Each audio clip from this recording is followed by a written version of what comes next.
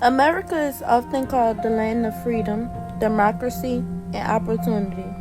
But when we look closely at the history of voting, the most basic right in a democracy, the story gets more complicated. So today, let's explore the history of voting in the United States and ask honestly, was America ever truly great?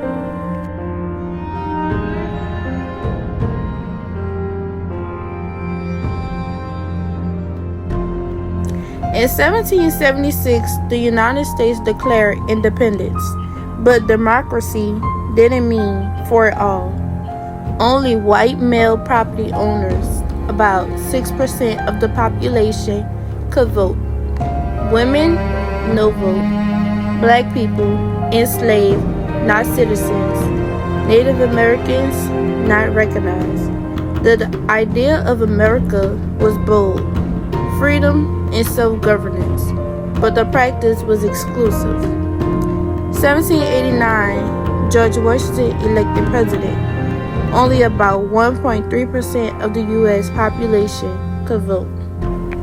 Over the next century, voting rights expanded. 1870, the 15th Amendment gave black men the right to vote.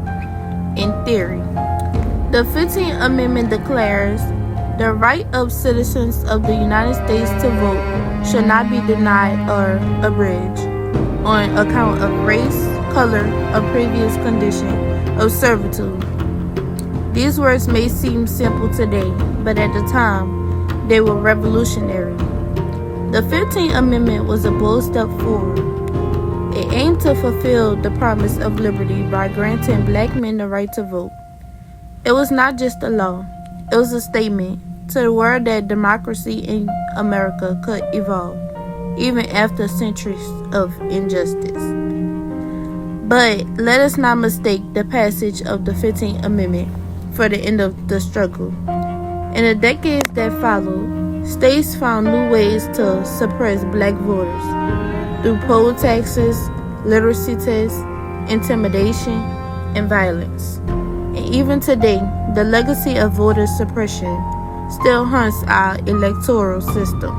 But I don't want to be a man. I like being a woman. But a woman who can vote. Finally, after more than 70 years of struggle, the 19th Amendment was ratified in August of 1920. The amendment says the right of citizens of the United States to vote shall not be denied or abridged by the United States or by any state on account of sex. It's just one sentence, but that sentence opened the door to equality, freedom, and representation for millions of women. But in reality, voter suppression was everywhere. Poll taxes, literacy tests, violence. So was America great then? Progress? Yes. Justice? Not for all. The 1965 Voting Rights Act was a turning point, banning racist barriers to voting. Black voter registration skyrocketed, representation improved. But in recent years, protection have been rolled back.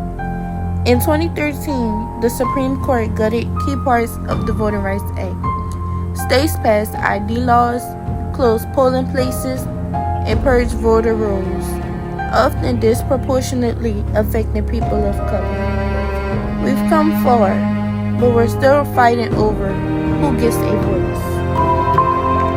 I speak tonight for the dignity of man and the destiny of democracy. What happened in Selma is part of a far larger movement which reaches into every section of America. This bill will strike down restrictions to voting in all elections.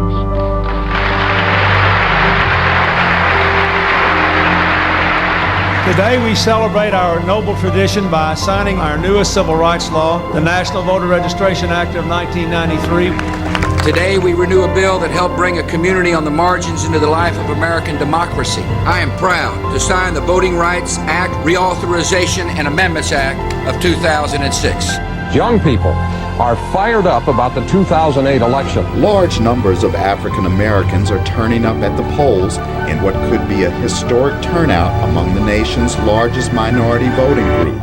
11 o'clock on the East Coast, we can report history. Barack Obama is projected to be the next president of the United States of America. As the polls open from the east to the west across this country, the same picture continued to emerge. Eager voters showing up before the polls even opened, and in many cases, lines as far as the eye could see. This mathematically makes no sense to me. Some of these cheating has happened. I don't believe it. I think this is voter fraud. Several new voting laws recently enacted in the United States. I think we've got a lack of voter integrity. That means our voting is not honest in this country. State after state can't point to a single instance of in-person voter impersonation. Not one. Name it for what it is. It's an attempt to repress minority voting, masquerading as an attempt to end corruption. It's an ID. Everyone has an ID. Voter ID, which is going to allow Governor Romney to win the state of Pennsylvania. Done. We cut Obama by 5%, and I think that probably photo ID had helped a bit in that. Experts found that African American voters were nearly twice as likely to lack voter ID. Well, I think Hillary Clinton is about the weakest candidate the Democrats have ever put up, and now we have photo ID, and I think photo ID is going to make a little bit of a difference as well. These restrictions on voting are a direct response to the election of the nation's first African American president. We just got new metrics in. Donald J. Trump is the president of the United States elect. The new Presidential Commission on Election Integrity, established after President Trump, who lost the popular vote, insisted 3 to 5 million people voted illegally. Again, you don't have any hard physical evidence that this happened. More than 20 states say they can't or won't comply with this week's request for voter roll data. The American Civil Liberties Union is launching a 50-state campaign to restore Americans' voting rights. You know the issues of North Carolina voter ID. The Fourth Circuit issues a decision. They said it was clear that the intent was to target African Americans with, quote, surgical precision. The history of democracy in this country has never been a simple story of linear progress. We have overcome every moment of backlash, and we will overcome this one and move closer to a democracy in which everyone can participate and be treated equally.